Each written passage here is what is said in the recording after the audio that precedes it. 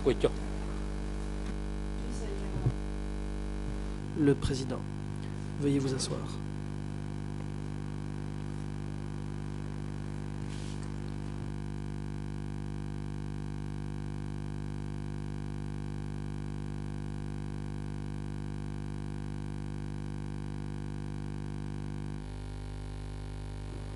L'audience est ouverte.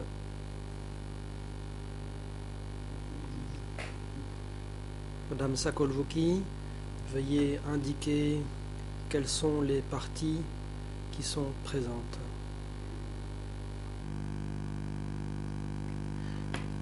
La greffière.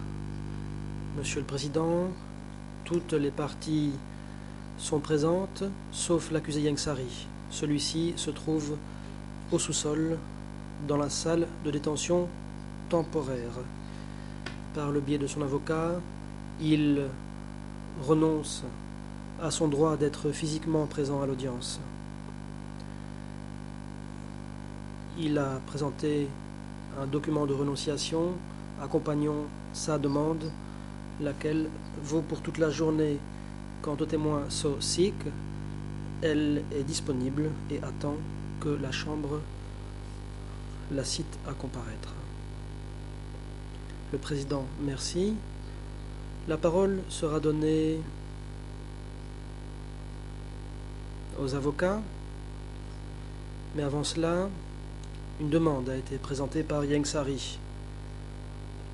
Elle est datée du 16 août 2012 et a été remise à la Chambre par le biais de l'avocat de Yengsari. Celui-ci entend renoncer à son droit d'être présent physiquement à l'audience.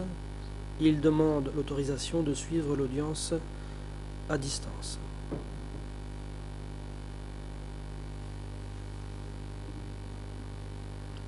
Le médecin traitant de l'accusé Yengsari au centre de détention des CETC a ausculté Yengsari ce matin.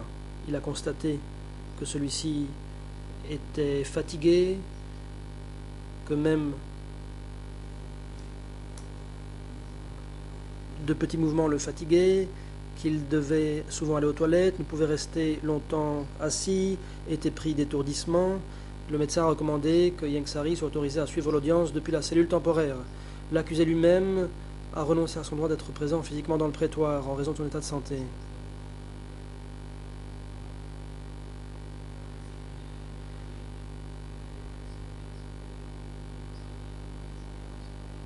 Il pourra suivre l'audience depuis la cellule temporaire.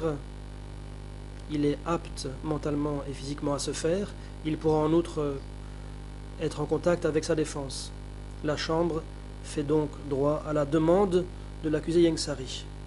Celui-ci pourra donc suivre l'audience à distance depuis la cellule de détention temporaire. Et ce, pour toute cette journée d'audience. Service technique, veuillez brancher le matériel audiovisuel dans la cellule temporaire de façon à ce que l'accusé puisse suivre l'audience depuis cet endroit-là.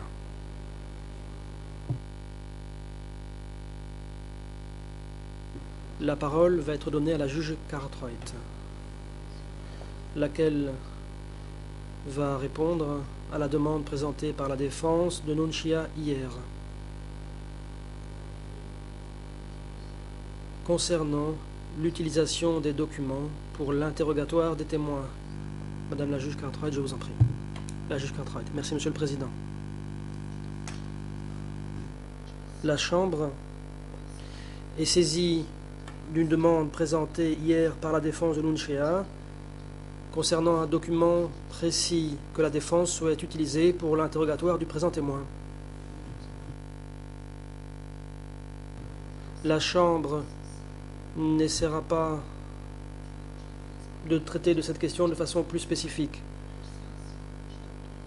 La Chambre a essayé de déterminer à quel document précis vous faisiez allusion. Or, nous n'avons pas la transcription à notre disposition. La Chambre vous demande donc de préciser exactement quel est le document que vous entendez utiliser.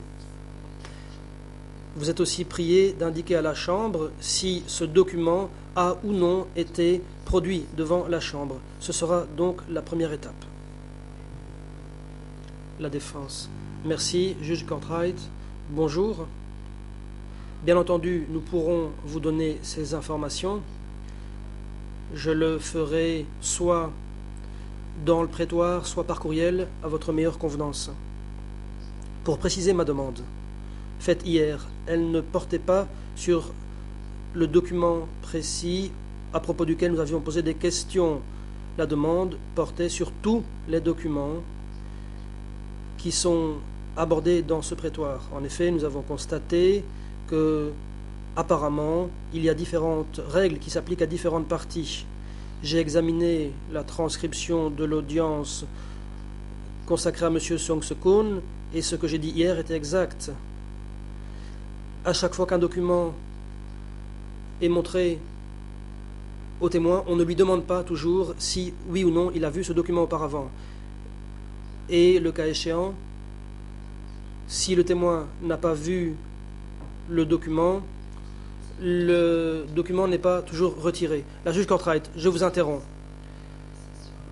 La Chambre comprend que c'est là-dessus que vous demandez des précisions. Nous y reviendrons de façon plus précise demain à la région de mise en état.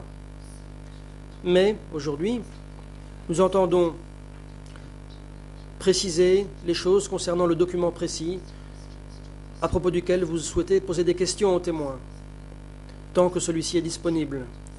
Donc, le premier point est le suivant. Est-ce que le document a été produit devant la Chambre, sachant qu'en termes plus généraux, nous allons revenir demain à la réunion de mise en état sur la question des documents. La défense. Dans ce cas, j'ai bien compris votre demande.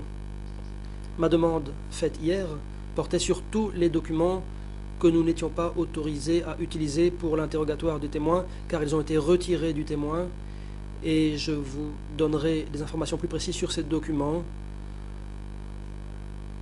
avant la pause, par courriel ou dans le prétoire, à votre meilleure convenance. Je pense que ceci est suffisant. Un des documents avait une cote commençant par E3 bar quelque chose. Je suppose que le document a été produit devant la Chambre, mais nous allons vous donner les indications pertinentes. Et à nouveau, je vous prie de m'indiquer si vous voulez que j'en parle dans le prétoire ou par courriel. La juge Cartwright. La Chambre veut préciser cette question pour que vous puissiez poser des questions en vous appuyant sur un document qui a été produit devant la Chambre. La Chambre vous autorisera à le faire, mais avant cela, vous devez nous rassurer dans le sens qu'il s'agit d'un document qui a déjà été produit devant la Chambre. Par la suite, vous disposerez d'un certain temps pour poser à ce témoin des questions qui sont pertinentes et non répétitives. Bref, les règles habituelles s'appliquent. Plus vite nous aurons reçu ces informations, plus vite vous pourrez poser des questions à ce témoin, si ceci convient dans les circonstances de l'espèce. La défense, merci. Je pense que c'est parfaitement clair.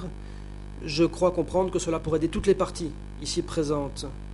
Ai-je bien compris? Est-ce que, comme je le pense, il y a une différence entre les documents qui ont été produits devant la Chambre en tant que tels, d'une part, et les documents qui sont mentionnés dans une des listes présentées par les parties au mois d'avril 2011, parce que, pour nous, et je crois que chacun partage ce point de vue, ces documents peuvent être utilisés pour interroger un témoin. Je ne sais pas bien si, de l'avis de la Chambre, il y a une différence entre les documents qui ont été officiellement produits devant la Chambre et ceux qui sont mentionnés dans la liste. Pour nous, ce n'est pas clair. Puisque nous discutons de ce point, il serait bon de clarifier les choses à l'intention de toutes les parties. La juge Cartwright, cette question plus générale sera examinée demain. Je ne sais pas si elle se posera spécifiquement concernant votre demande relative au présent témoin. Nous essaierons de traiter la question le cas échéant, mais nous traiterons des questions de façon plus générale, car le temps d'interrogatoire témoin est très précieux. Nous ne voulons pas en discuter aujourd'hui de manière plus large. Je vous prie simplement de nous rassurer quant aux documents que vous entendez utiliser pour l'interrogatoire de ce témoin-ci. Et bien sûr, vous devrez poser des questions pertinentes et non pas répétitives. À ce moment-là, nous vous en donnerons l'occasion. La défense, merci, juge Cartwright.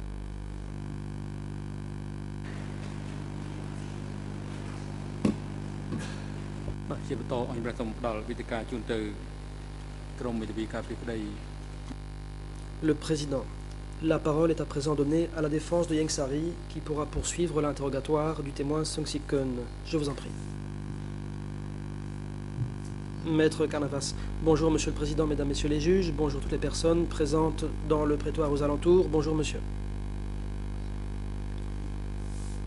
À l'intention de la Chambre, nous lui sommes reconnaissants pour les précisions apportées et pour la décision qui était prise, consistant à permettre à un confrère de la défense, et je suppose que ça s'appliquera aussi à l'accusation, autorisé donc à revenir sur ce type de questions. Je vais reprendre le fil de l'interrogatoire, là où nous en étions arrivés hier. Nous parlions du Funk et du Grunk. J'ai examiné les transcriptions de votre déposition. Nous en sommes au 7 août 2012.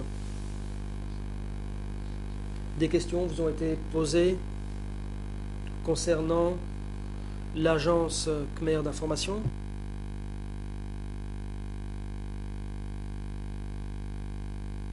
Si j'ai bien compris votre déposition, entre 70 et 74, vous étiez représentant en Chine et ailleurs.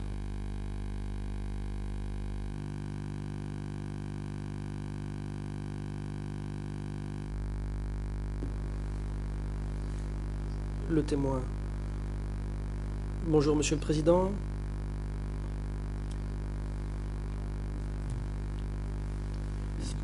Mes frères, bonjour à toutes les personnes ici présentes.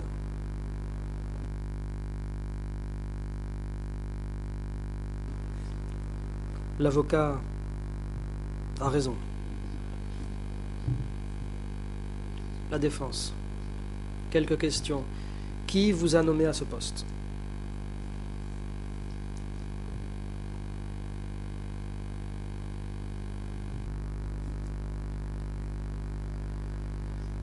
Réponse.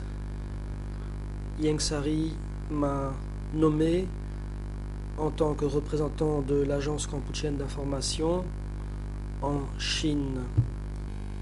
La défense. Où étiez-vous quand il vous a nommé ? Où vous trouviez-vous quand vous avez été nommé ? Remarque de l'interprète qui rectifie, il s'agit de l'audience du 2 août. Le témoin. À l'époque, j'étais à l'hôtel Metaphip à Pékin. Cet endroit faisait partie des bureaux du Conseil des ministres du Grunk, la Défense. Très bien. Comment se fait-il que vous vous soyez retrouvé à Beijing ou à Pékin, comme on disait à l'époque, alors que vous aviez été étudiant à Paris? Comment se fait-il que vous soyez allé à Pékin?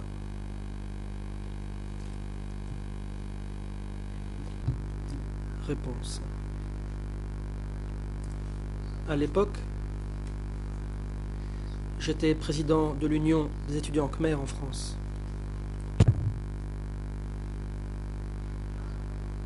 Et tous les membres de cette union ont soutenu l'appel lancé par le prince Norodom Sihanouk en date du 23 mars 1970. Par la suite, on m'a envoyé rencontrer le prince et j'ai amené une lettre d'appui émanant des étudiants de France par suite de l'appel à la résistance. Question dont le début est inaudible. Le prince, le front, M. Ieng Sary, qui le contrôlait?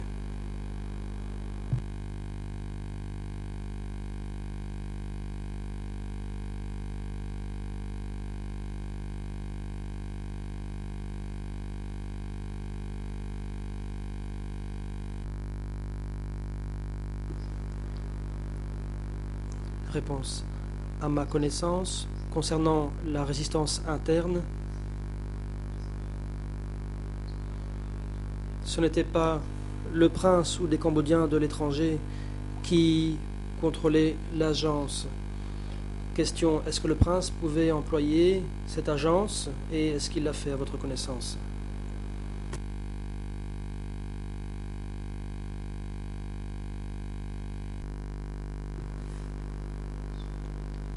Réponse.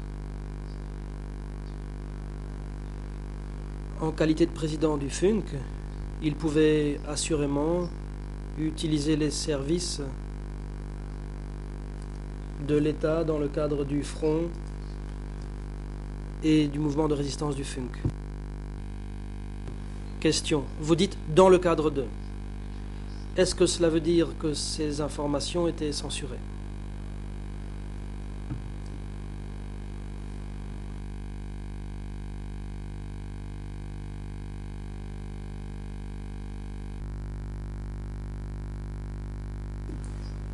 Réponse. Les informations que j'obtenais et qui venaient de l'intérieur du pays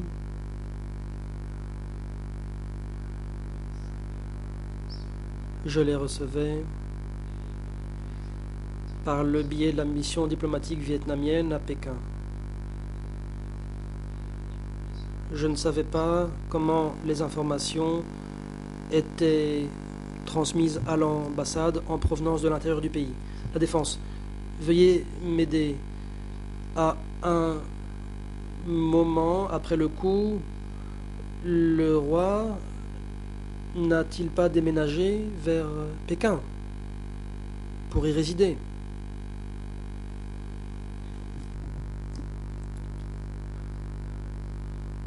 Réponse.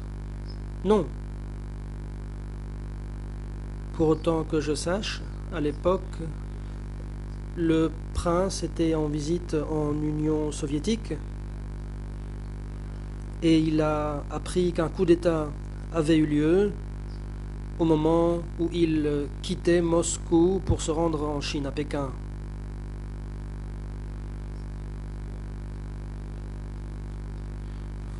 C'est le vice-premier ministre de l'Union soviétique de l'époque qui l'en a informé, si je ne m'abuse. La défense. C'est ce que je vous demande. Après cela, vous dites que vous étiez à Pékin de 70 à 74. Je vous parle de la période ultérieure. Le prince n'a-t-il pas déménagé vers Pékin pour y résider au moment où il était à la tête du front, comme vous nous l'avez dit hier?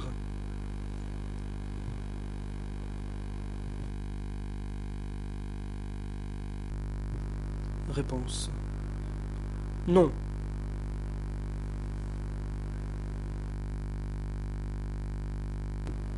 Le jour où je suis parti pour Pékin, j'ai rendu une visite de courtoisie au prince en amenant une lettre de soutien venant des étudiants khmers de France, laquelle lettre soutenait la résistance du front. Lui était à Pékin alors. La défense. Début inaudible. Je vous pose des questions précises. Il y a peut-être un problème d'interprétation. Ma question est la suivante. Quand vous étiez à Pékin, parce que vous avez dit y avoir été de 70 à 74, durant cette période, est-ce que le roi n'y habitait pas? Nous comprenons bien que parfois il était en voyage, on y reviendra, mais durant cette période, est-ce qu'il n'y habitait pas?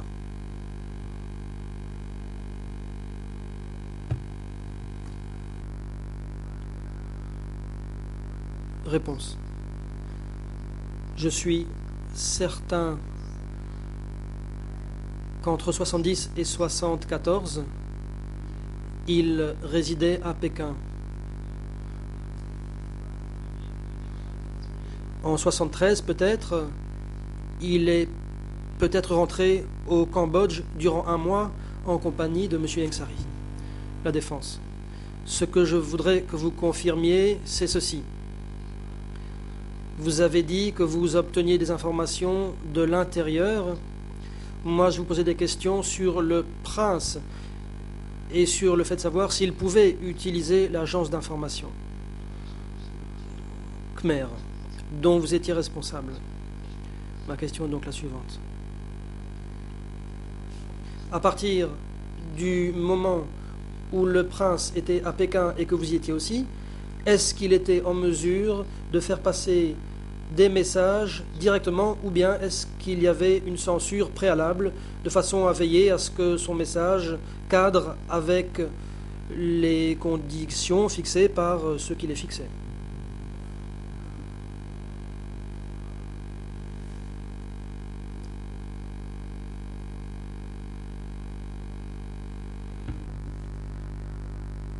Réponse.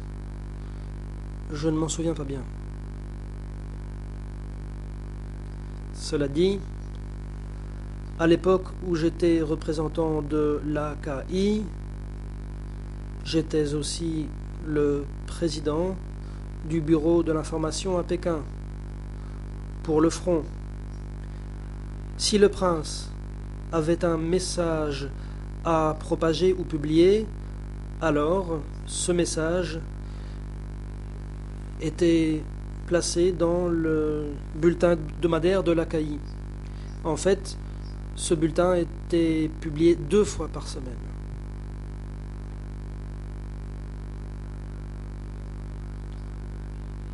Mais pour ce qui est de l'AKI dans son ensemble, je ne sais pas exactement si le prince lui-même avait quoi que ce soit à voir avec cette agence AKI. La défense. Pour gagner du temps, passons à autre chose. Si j'ai bien compris votre déposition et celle d'autres, vous avez accompagné le prince lors de son voyage en Roumanie. Est-ce que vous vous en souvenez? Je pense que ça devait être au début des années 1970. Réponse. Effectivement, c'était en 1973. And one of the reasons I'm asking is Une des raisons pour lesquelles je pose cette question, c'est parce que vous nous avez dit que vous étiez à Bucarest en 1994. Est-ce que vous avez effectué plus d'un voyage en Roumanie avec le prince ou alors est-ce qu'il n'y a eu qu'un seul déplacement?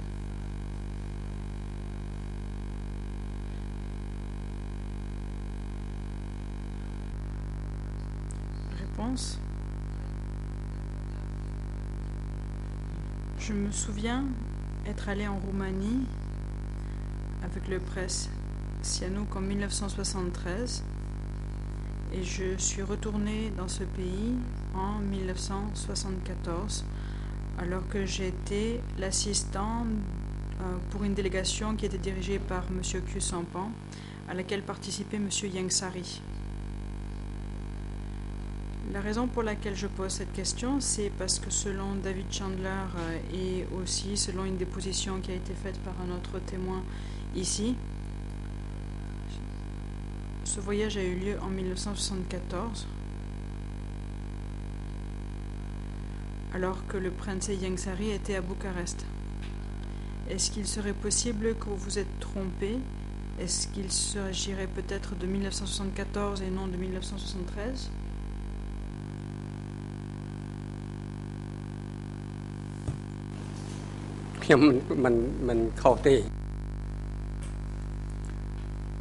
Réponse. Je ne me trompe pas. Il y a eu 2 délégations. Une qui était dirigée par Prince Norodom et à ce moment-là, M. Khieu Samphan était dans le pays. Et ça, c'était en 1973. Et je n'ai pas oublié. Pour moi, c'est clair. En 1974, je suis retourné à Bucarest, en Roumanie, car je faisais partie d'une délégation qui était laquelle où M. Khieu Samphan était à la tête de cette délégation. Donc je ne sais pas s'il y a d'autres personnes qui oublient, mais je suis un grand historien et je me souviens des dates avec précision. Maître Carnavas, d'accord. En 1974, est-ce que le prince était là avec M. Ieng Sary? Vous souvenez-vous?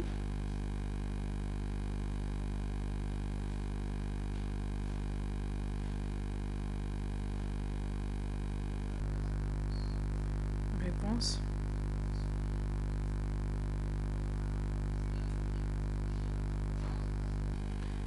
En 1974, M. Ieng Sari s'est aussi joint à la délégation. Maître Carnavas, mes questions sont précises. Je ne veux pas être impoli, mais je vous demande des questions précises.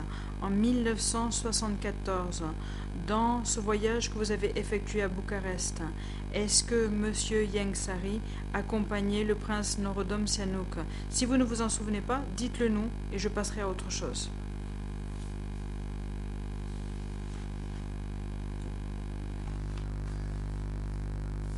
Réponse. Maître, vous me dites que vous voulez gagner du temps, mais vous êtes en train de gaspiller le temps.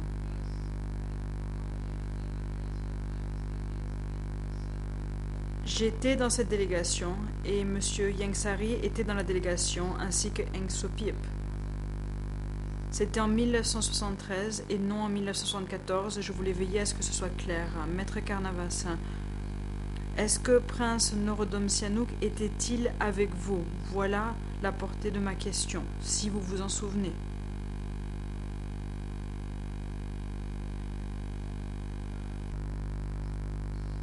Réponse. Maître, est-ce que vous pouvez répéter votre question? Est-ce que vous me demandez en 1973 ou 1974? Maître Carnavas, 1974. Ung Tong Hong est venu déposer ici et il a dit que c'était en 1974 qu'il est allé à Bucarest et qu'il a rencontré le prince et M. Ieng Sari. Et c'est aussi mentionné dans le livre de David Chandler. Donc peut-être qu'il se trompe et que c'est vous qui avez raison, mais j'essaie juste d'établir un fait. J'essaie juste d'établir cette date pour pouvoir passer à ma prochaine série de questions.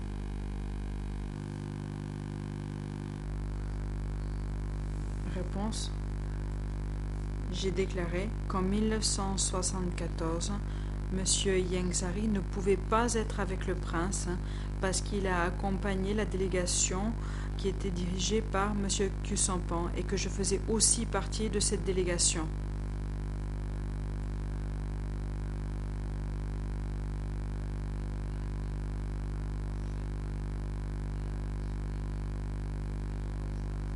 En 1973, c'est en 1973 que M.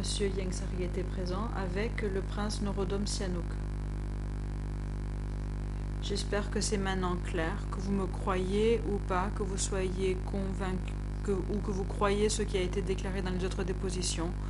Vous pouvez aussi poser des questions à des gens en Roumanie pour pouvoir confirmer ces informations.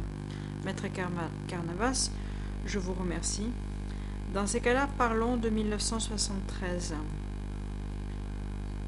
Vous souvenez-vous de ce qui a été dit dans les réunions à Bucarest en 1973, qu'ont dit et qu'ont fait le prince Norodom et Ieng Sari?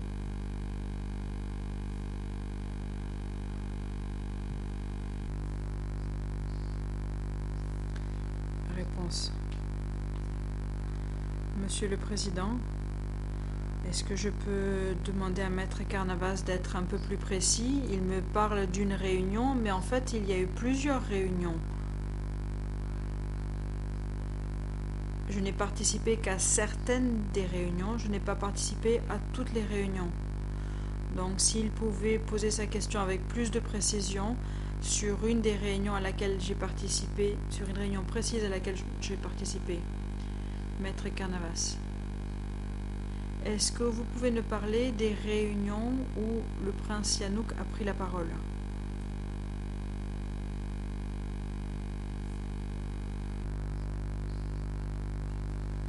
Réponse. Je me souviens à une réponse à une occasion à Craiau, en Roumanie, le prince Sihanouk a été interviewé par Henri Cam du journal International Tribune. Ieng Sari et moi étions aussi présents. Monsieur Ieng Sari était là, le prince Norodom Sihanouk était là et moi aussi j'étais présent à cette occasion lorsque cette interview a eu lieu. Question. Si nous laissons de côté cette interview, est-ce que vous avez participé à des réunions entre le prince Sihanouk et les étudiants cambodgiens qui venaient de l'étranger pour lui rendre visite, qui étaient venus de l'étranger pour lui rendre visite, de Paris? Réponse.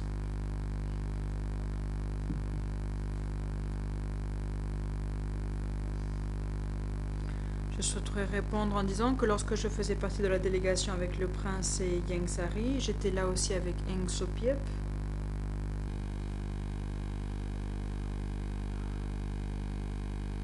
Question. Vous n'avez pas donc participé à aucune réunion?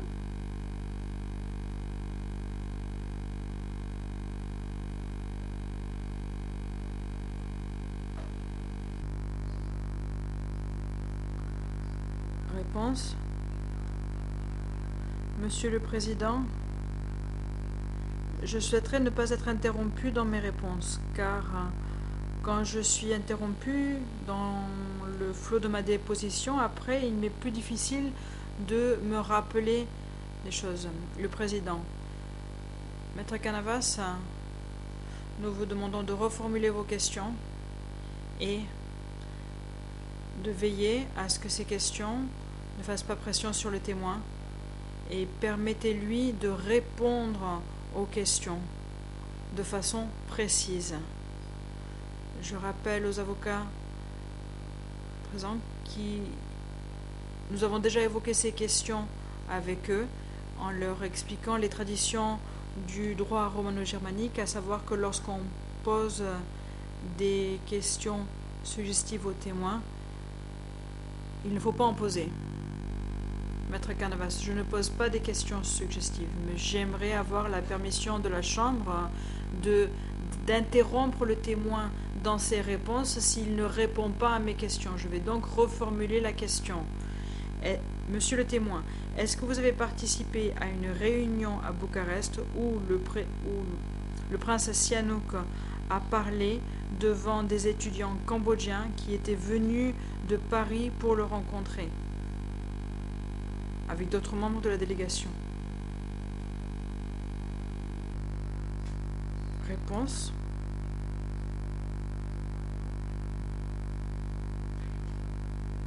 Je ne me souviens pas avoir participé à une réunion de ce genre, car ce n'était pas le rôle que je jouais dans la délégation, mais j'aimerais dire que j'ai participé à des réunions où Ieng Sary a rencontré des étudiants qui venaient de France. Maître Canavas, je vous remercie. Je vais maintenant passer à autre chose, à la page 83. Il s'agit de la page.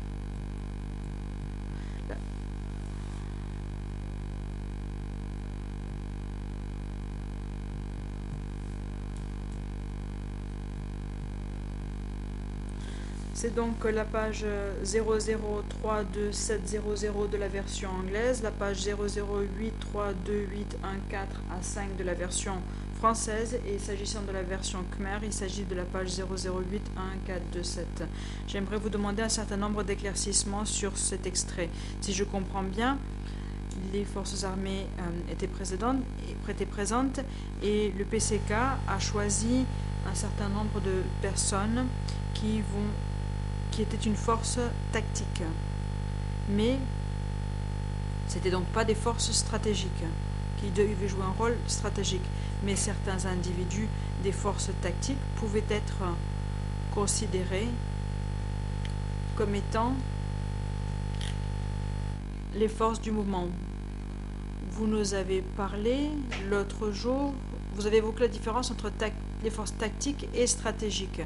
Mais est-ce que vous pouvez nous expliquer quelle était la différence entre ce que vous appeliez les forces tactiques et stratégiques?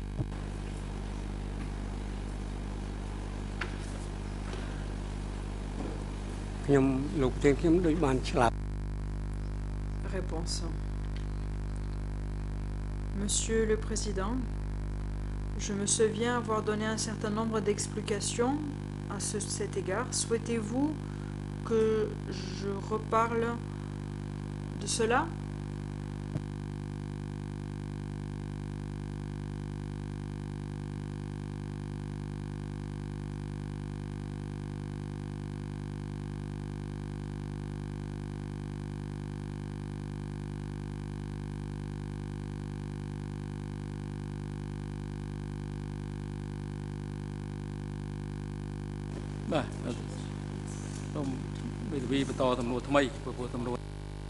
Le président, vous avez le droit de poser une autre question, car la question que vous venez de poser est répétitive. Maître Canavas, le contexte était différent, mais je vais passer à autre chose.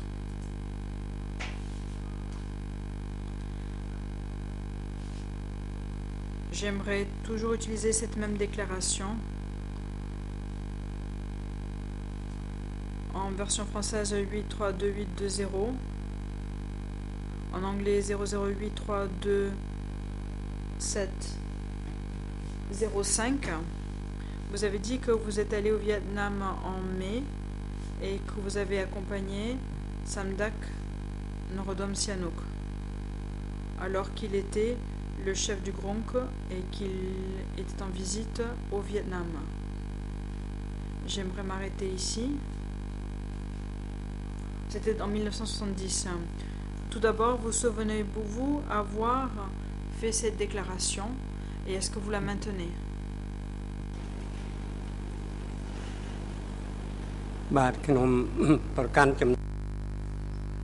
Réponse: oui, en effet, et je la maintiens.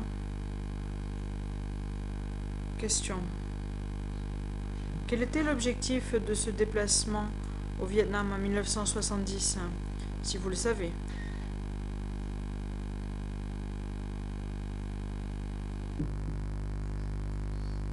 Réponse: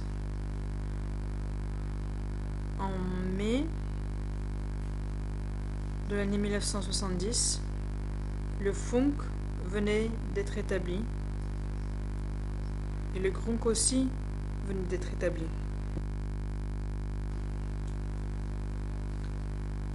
Et les pays qui soutenaient la création de ces deux groupes étaient... Les pays qui soutenaient cet établissement étaient la République populaire de Chine et le Vietnam. Le prince avait donc le devoir d'aller remercier le Vietnam pour son soutien.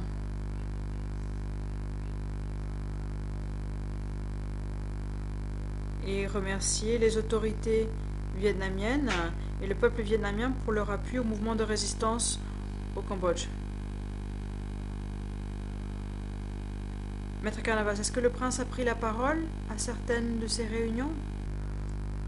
Réponse: je ne me souviens pas, mais je ne me souviens pas avoir participé à toutes les réunions. Mais je me souviens avoir participé à certaines réunions pour pouvoir féliciter certaines délégations. Je représentais les étudiants de France. Nous avions des représentants d'étudiants qui venaient de Russie pour participer à cet événement.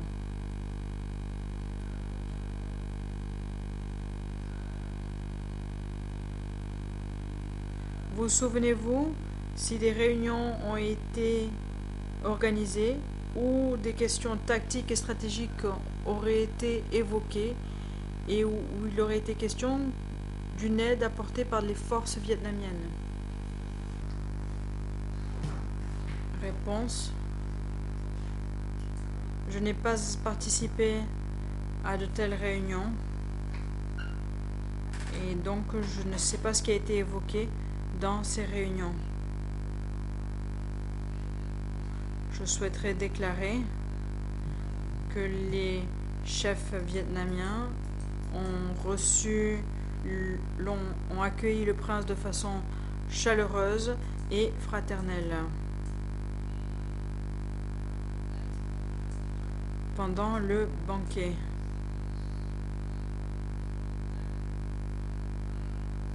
Un groupe de musique vietnamien et des chanteurs vietnamiens ont chanté les chansons qui ont été écrites par le prince. C'est ce dont je me souviens, Maître Carnavas. Je vous remercie. À des fins d'éclaircissement uniquement, il s'agit de la côte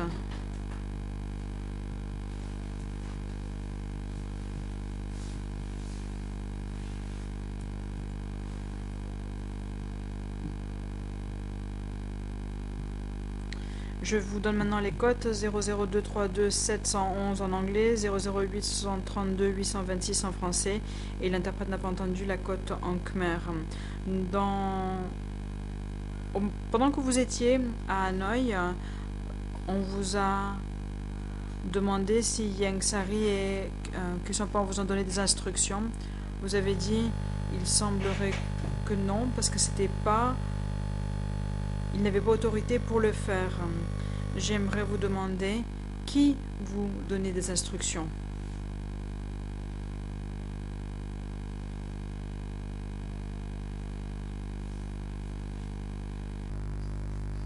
Réponse. Je recevais des instructions directement de Madame Ieng Thiriet.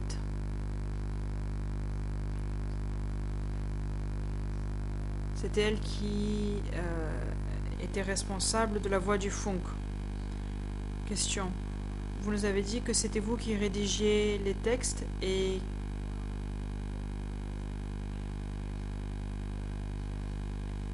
est-ce que vous receviez des instructions sur ce que vous deviez écrire? Ou alors aviez-vous le droit de choisir le contenu et c'était ensuite édité, c'était ensuite revu puis publié? Réponse. Je ne recevais pas d'instructions s'agissant des textes à rédiger, car les informations concernant les activités qui venaient appuyer les activités du funk pouvaient être recueillies d'autres sources. Nous pouvions donc choisir, sélectionner les informations, mais il fallait que cela passe par Madame Ieng Thiriet avant que cela puisse être publié. Question. Lorsqu'il s'agissait donc de lire les informations, de les rassembler, est-ce que c'était vous qui le faisiez?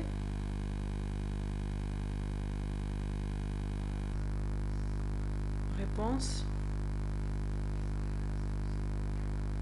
Oui, en effet, mais en même temps, Madame Ieng Thiriet pouvait aussi proposer des informations et me demander d'écrire à ce sujet, car c'était ainsi que nous pouvions communiquer entre nous au travail. C'était la façon de fonctionner du régime. Maître Carnavas, j'aimerais maintenant passer à une autre question. Il est toujours question de l'audience du 2 août. La cote en khmer, c'est 008383141, en anglais 00832831 et en anglais 00832716. Je vais maintenant parler d'une page sur cette page. Je vais évoquer une question sur cette page et je vais ensuite passer à une autre page pour pouvoir vous demander des éclaircissements. Et si on vous demande, est-ce que vous savez si Pol Pot a donné des instructions à Ieng Sary, car il était le ministre des Affaires étrangères s'agissant des politiques à l'époque du Kampuchea démocratique? Et votre réponse était non, je ne sais pas, parce que ça les concernait, ça les regardait eux deux. Ensuite, il y a une autre question. C'est ma dernière question. Hormis Pol Pot, est-ce que les hauts cadres du Kampuchea démocratique se sont réunis pour discuter de la politique étrangère à l'époque où M. Ieng Sary était ministre. Par exemple, est-ce que M. Nodja et M. Kyusampan se sont réunis pour traiter de cette question? Dans votre réponse, vous avez déclaré « je n'en sais rien ». Ensuite, vous poursuivez et vous apportez des éclaircissements. J'aimerais maintenant passer à un autre passage. Il s'agit de la page du 6 août maintenant, 2012. Le Khmer porte la cote suivante. «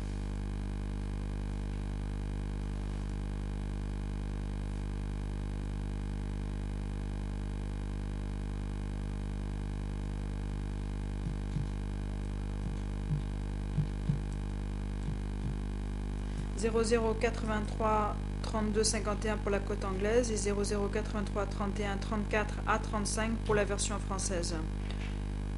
Vous avez posé on vous a posé un certain nombre de questions et vous avez dit « je ne savais pas ». Tout ce que je sais, c'est qu'il avait la responsabilité des affaires étrangères, à savoir Maître Ieng Sary.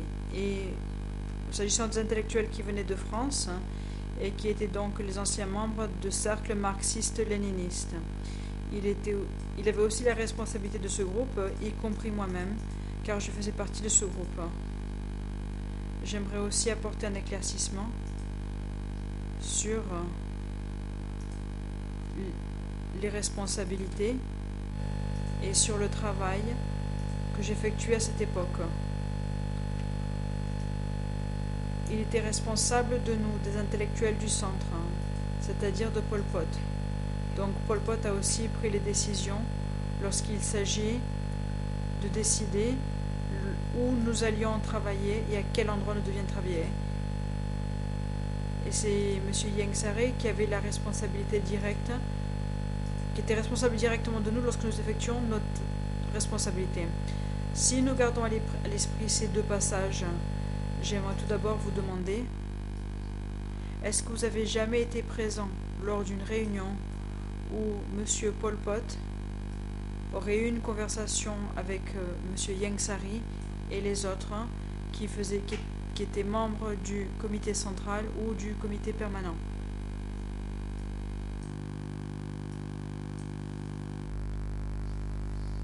Réponse: non. Question: il me semble que vous dites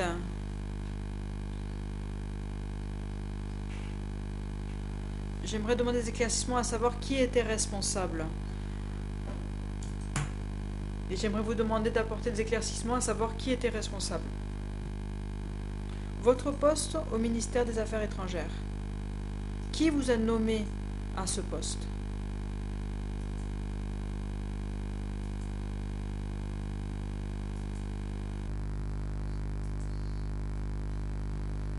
Réponse: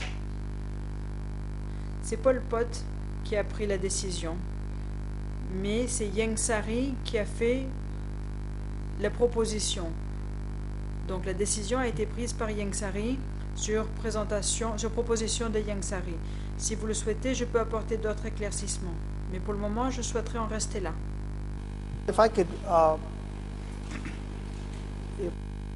Maître Carnavas, j'aimerais rester et creuser cette question.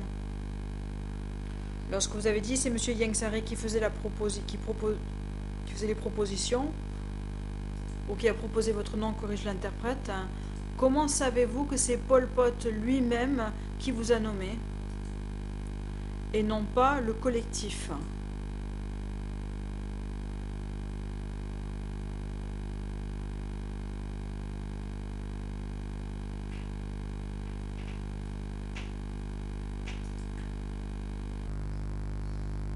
Réponse: c'est clair qu'au comité permanent et au comité central,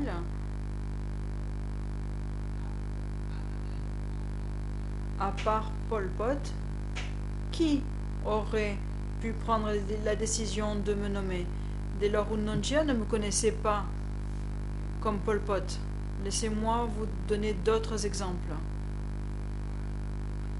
Mon ancienne épouse avait demandé à rentrer au Cambodge. Et c'est Pol Pot qui a pris la décision de lui permettre de revenir. Ce n'est pas Ieng Sary. Mais Pol Pot a demandé à Ieng Sary de se porter garant de mon ancienne épouse. Et M. Ieng Sary m'a demandé de veiller à son passé. Et donc je veux m'assurer que vous me comprenez. Par la suite, les commandants des zones à Palin et à Malay n'ont pas décidé de mon sort. C'est le centre qui pouvait prendre des décisions portant sur mon sort. D'autres personnes n'étaient pas en mesure de prendre une décision sur mon sort, même s'ils pensaient que je trahissais le parti. Donc c'est Pol Pot qui a pris la décision finale, et c'est M. Ieng Sary qui nous demandait de faire des choses. Mais c'est Pol Pot qui avait les derniers mots. Well, let me press you a little bit because you also mentioned the word. Maître Canavas, vous venez d'évoquer le mot « le centre ». Vous avez dit que M. Pol Pot prenait une décision, mais ensuite vous avez indiqué que votre sort était entre les mains du centre, corrige l'interprète, si j'ai bien compris. J'ai besoin d'éclaircissement. Est-ce que vous pouvez faire une distinction entre le centre et M. Pol Pot? Ou alors, est-ce que c'est la même chose?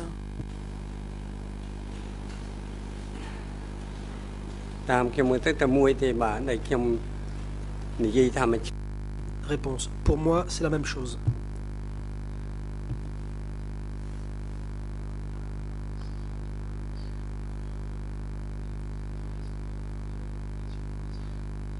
Les cadres étaient sous la supervision du centre, et le centre, cela voulait dire Pol Pot. La défense. Merci. Toujours là-dessus. J'aimerais préciser une chose. Apparemment, vous dites aussi une chose, mais je veux préciser la date. Il s'agit de la transcription du 6 août en Khmer 0083 2153, en français 0083 3090 et en anglais 0083 3214. Ici, une question vous est posée. On vous pose une question sur le Mund et sa date de création. Et voici ce que vous dites, car apparemment, maintenant, nous parlons des événements postérieurs à 79. Mais d'après votre réponse, on ne sait pas exactement de quoi vous parlez. Vous dites, après 79, en réalité, je voudrais préciser une chose.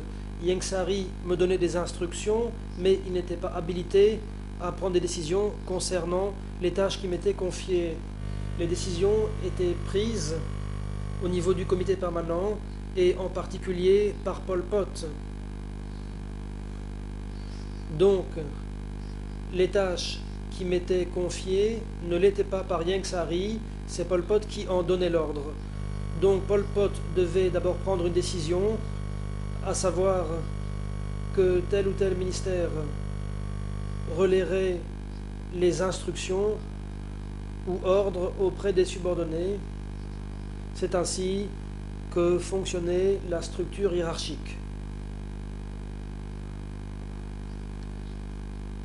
À la lumière de la question qui a été posée et de la période visée dans la question,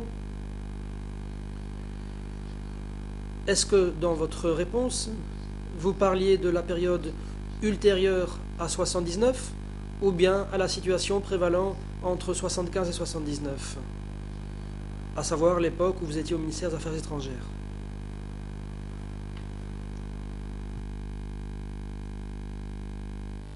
Réponse. Ou plutôt le président interrompt. Témoin, veuillez attendre. La parole est à l'accusation. La défense a bien précisé qu'il s'agissait d'une question qui portait sur le MUNT et la réponse donnée par le témoin le 6 août parle de après 1979. Alors je m'étonne que mon confrère pose encore cette question qui paraît très claire eu égard à l'extrait qu'il vient de lire précisément concernant cette audience du 6 août.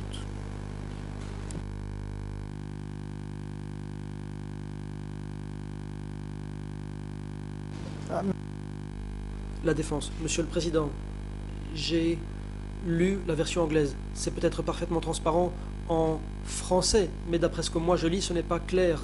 C'est justement ce que je veux préciser. Et je demande une précision, un éclaircissement. Est-ce que telle était la situation entre 75 et 79, et c'était de cette période que parlait le témoin, ou bien est-ce qu'il a parlé de l'après 79 ? Je n'essaye pas de suggérer quoi que ce soit, je demande juste des éclaircissements, parce que par la suite, les juges vont s'appuyer sur la transcription pour déterminer l'effet de l'espèce.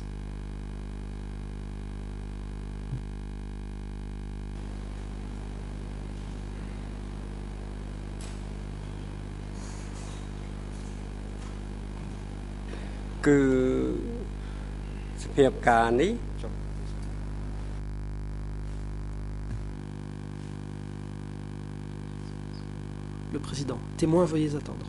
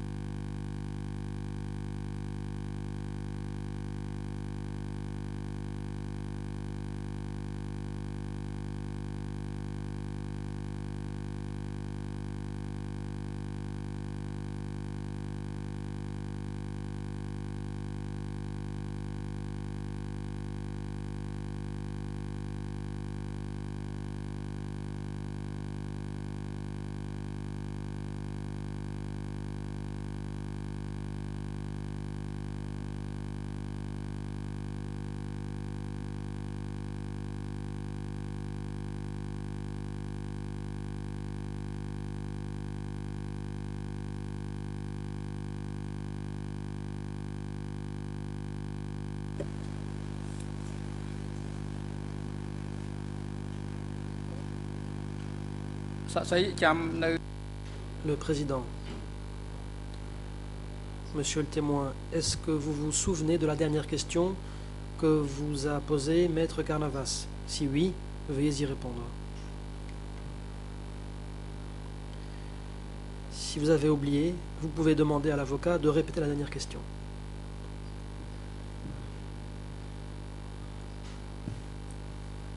Maître, veuillez poser des questions concises et précises. Veuillez essayer d'éviter les questions répétitives. Vos questions doivent être pertinentes au regard des faits de l'espèce tels qu'ils ont été déterminés par la Chambre comme pertinents dans le cadre de la partie pertinente de l'ordonnance de clôture. Réponse. Merci, Monsieur le Président. J'aimerais que l'avocat répète sa dernière question. Maître Carnavas. Merci, Monsieur le Président, Mesdames, Messieurs les juges. Merci, témoins. J'ai évoqué ce que vous avez dit le 6 août. Nous avons cela sous les yeux. Là, vous avez dit qu'après 1979, et ici, vous avez dit, je cite, après 1979, Ieng Sari m'a donné des instructions, mais il n'était pas habilité à me confier des tâches. Les décisions étaient prises au niveau du comité permanent, et en particulier, elles étaient prises par Pol Pot. Les tâches qui m'étaient confiées ne l'étaient pas par Ieng Sari. C'était Pol Pot qui en donnait l'ordre. Tout d'abord, Pol Pot devait prendre une décision, à savoir que les ministères compétents donneraient des ordres et relaieraient les instructions auprès des subordonnés. C'est ainsi que fonctionnait la structure hiérarchique.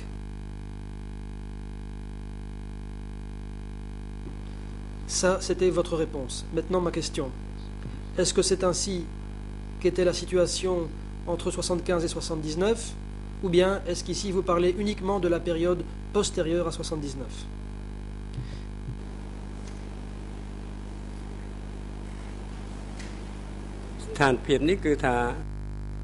Réponse.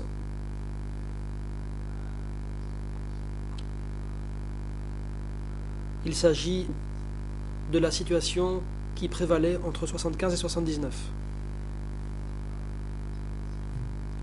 Après 79,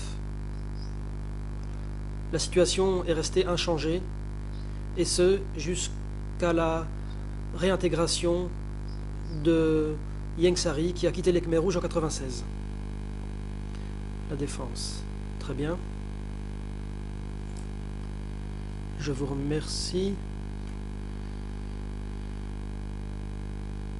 Je passe à un autre aspect de votre déposition, à propos de quoi j'aimerais obtenir des éclaircissements.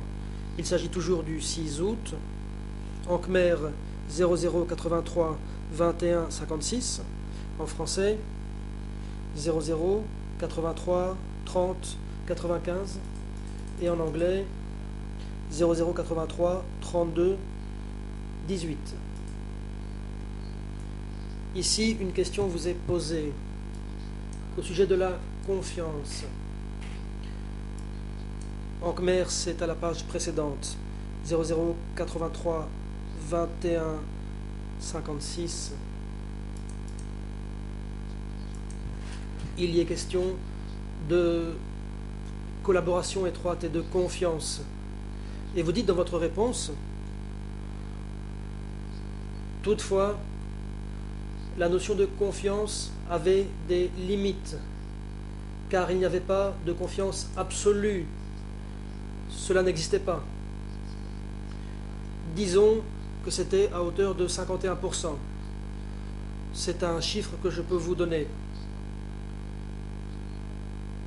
C'est juste pour comprendre. Au sein du parti, le terme de confiance n'était pas vraiment une question. Tout évoluait. Et ensuite, vous donnez un exemple. Et j'aimerais attirer votre attention sur cet aspect de votre réponse qui porte sur la confiance. La question que je vous pose maintenant est la suivante.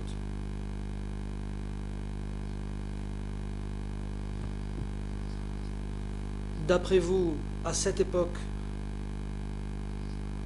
que voulait dire la confiance, et ce, dans le contexte du secret en particulier?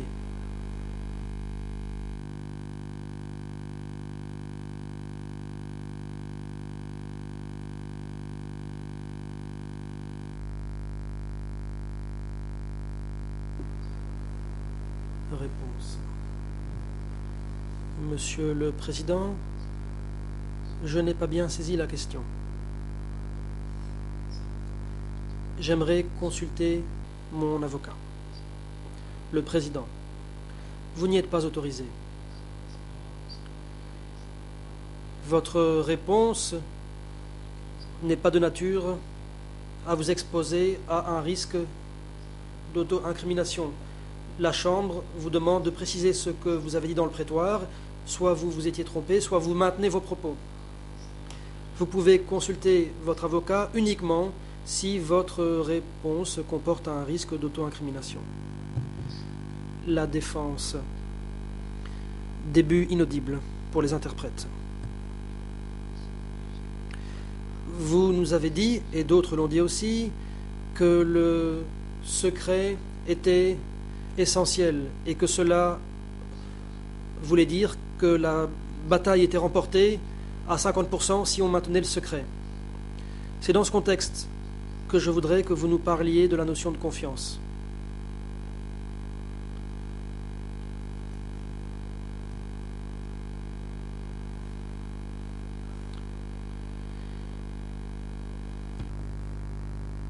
Réponse. Merci, Monsieur le Président, pour les instructions que vous m'avez données. Il m'est difficile de répondre.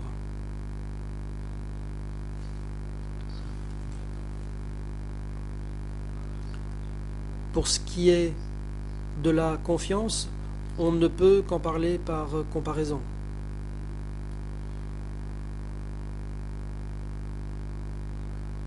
Je prends un exemple. En tant que président de la radio,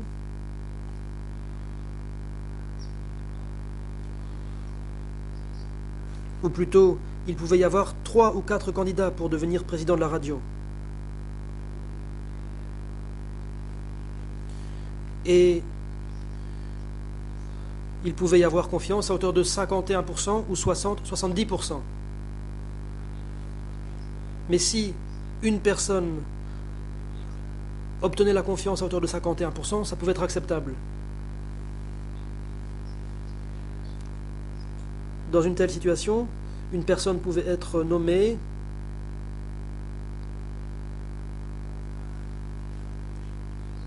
si on lui faisait confiance seulement à hauteur de 48 ou 49%. Mais si le parti et le secrétaire du parti prenaient une décision et que l'ordre était relayé aux subordonnés, qui pouvait être le président de la radio, eh bien, c'est ainsi que cela fonctionnait lorsqu'on parle de confiance.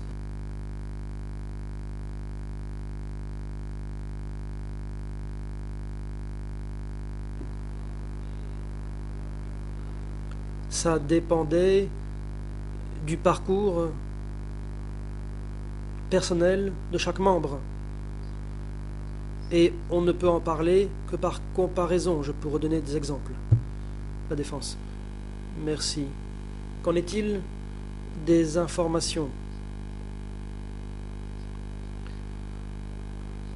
Vous nous dites que la notion de confiance était quelque peu différente à l'époque. Qu'en est-il des informations susceptibles d'être communiquées du haut vers le bas de la hiérarchie? Est-ce que cette notion de confiance entrait en ligne de compte tenu en particulier de l'importance que revêtait le secret et compte tenu des répercussions possibles en cas de violation du secret?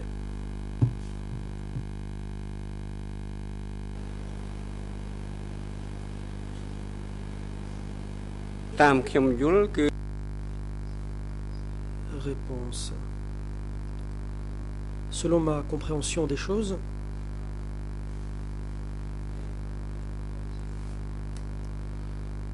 les ordres étaient transmis du haut vers le bas et ensuite du bas vers encore plus bas.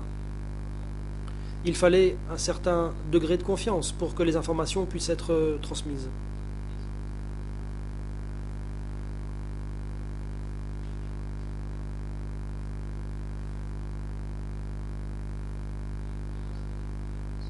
À cet égard, cela dépendait aussi du réseau ou de la filière. Par exemple, moi, j'avais adhéré à la résistance depuis mon plus jeune âge, mais je n'avais pas de réseau ou de filière appropriée, et donc on ne me faisait pas entièrement confiance. Et pardonnez-moi, mais peut-être que Khieu Samphan me faisait davantage confiance. Pour ce qui est du maintien du secret, c'était un expert. En effet, moi-même, j'étais peut-être un peu bavard.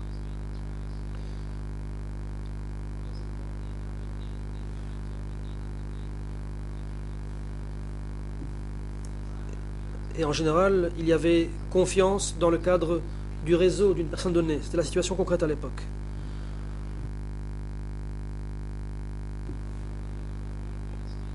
J'ai beaucoup souffert, mais je conserve un grand respect pour ses frères, parce que la décision avait déjà été prise. La défense. Je passe à un autre passage de votre déposition. Il s'agit des ERN suivants, en Khmer 0083 21 56 et 57, en français 0083 30 96, et ensuite en anglais 0083 32 19 et 20. Ici, on vous pose une question. Vous étiez le directeur de l'information et de la propagande du ministère des Affaires étrangères et vous avez occupé ce poste jusqu'à 1979. Par la suite, vous dites, je cite, Pol Pot m'a nommé directeur de l'information. C'était l'agence de presse du Kampuchea.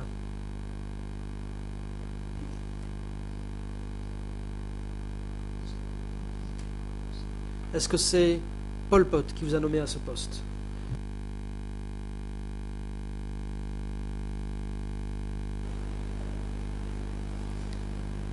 Ban. Que Pol Pot connaît. Réponse. Oui, Pol Pot m'a nommé directement à ce poste. À l'époque, je suis allé le voir, ainsi que Ieng Sary.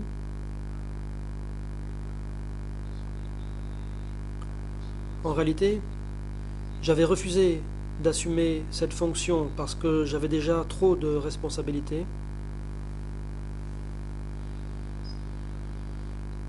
À l'époque, en 77 et 78, je ne dormais qu'une demi-heure par jour, de 4h30 à 5h du matin.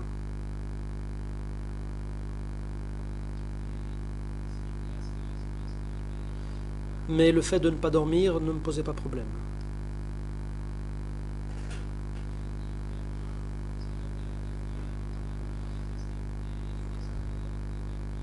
Après avoir déposé dans le prétoire, je rentre chez moi et je me mets au lit tout de suite.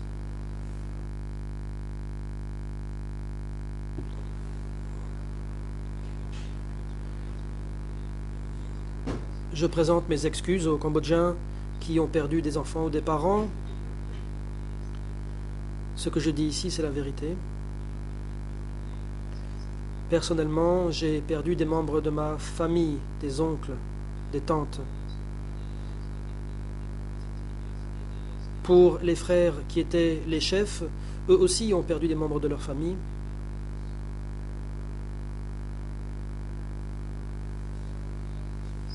Pol Pot lui-même était très optimiste et il m'a dit que je pouvais assumer cette fonction.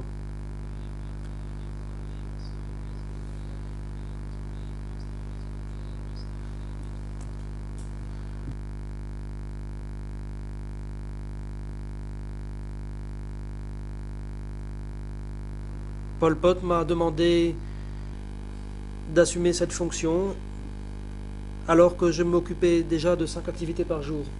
Question. Page 00 83 21 59 et 60 en français 00 83 31 00 et 01 et en anglais 00 83 32 22 et 23. Je vous remercie pour votre réponse, mais je voudrais vous insister quelque peu là-dessus. Vous nous donnez l'impression que vous étiez habilité à refuser une tâche ou une fonction que vous confiez Pol Pot. Cela semble contredire ce que vous disiez auparavant, à savoir que Pol Pot prenait toutes les décisions et s'exprimait au nom du centre.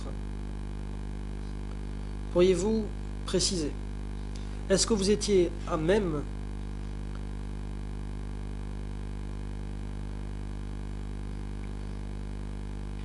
de décliner, d'exécuter un ordre que vous donnait Pol Pot?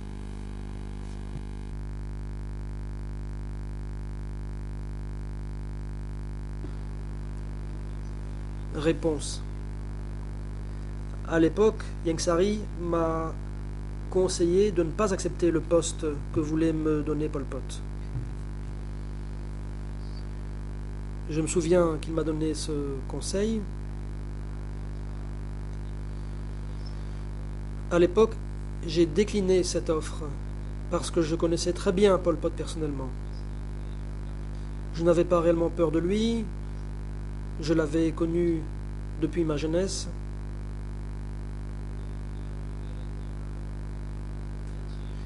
Et ce qui s'est produit pendant le régime, je ne l'ai appris qu'après 1979.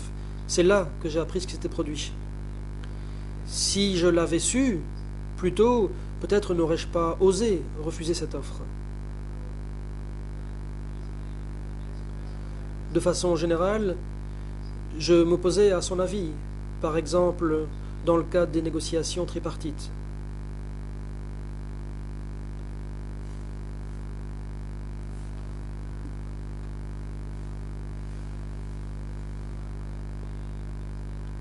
Quand il m'a proposé ce poste, j'ai fini par l'accepter. Dans le cas contraire, ça aurait voulu dire que je m'opposais à lui. Question. Et qu'est-ce que cela aurait voulu dire si vous vous étiez opposé à lui?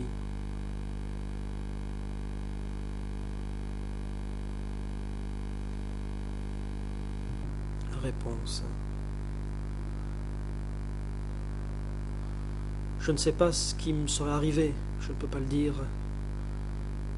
Peut-être que rien de fâcheux ne se serait produit parce que Ieng Sary appuyait ma position.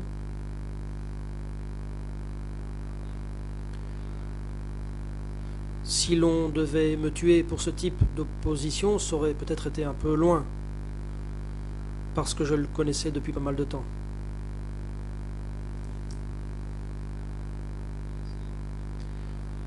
Pour cette raison, j'ai éprouvé beaucoup de douleur lorsque Pol Pot a donné l'ordre d'exécuter Son Sen et sa famille. Je pense que cela n'aurait pas dû se passer. Il aurait fallu les épargner parce qu'ils avaient traversé ensemble des épreuves pendant de nombreuses années. Question. Même page, toujours. J'aimerais obtenir davantage de précision. Plus loin, vous dites qu'à l'agence d'information, cette agence était censée relever du ministère de l'Information et de la Propagande. Je voudrais obtenir une précision.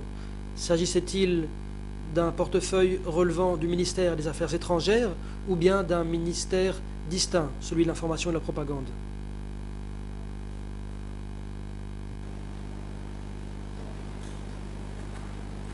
អត់នៅក្នុងក្រសួងការបរទេសក៏អត់នៅក្នុងហ្នឹងក្រសួងឃោសនាការក៏អត់នៅក្នុងហ្នឹងគឺថា Ce n'était pas sous le ministère des Affaires étrangères ni sous celui de la propagande. Il était directement sous Pol Pot. Maître Carnavas,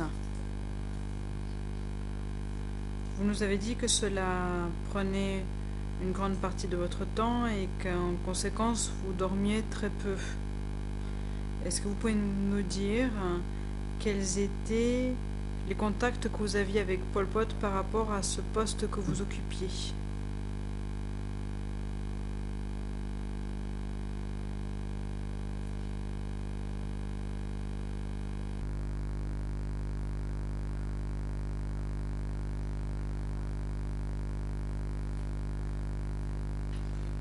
Si je me souviens bien, je passais par le biais de Madame Solsay, le chef du parti. Je ne sais pas comment elle contactait Pol Pot ou comment elle lui transmettait ces informations. Je remercie le témoin et Maître Carnavas. Nous allons maintenant observer une pause de 20 minutes et nous reprendrons à 11h moins 10. Je demande au greffier d'audience d'accompagner le témoin pendant la pause. Et veillez à ce qu'il soit ramené à la salle d'audience à 11h moins 10. Roadshow.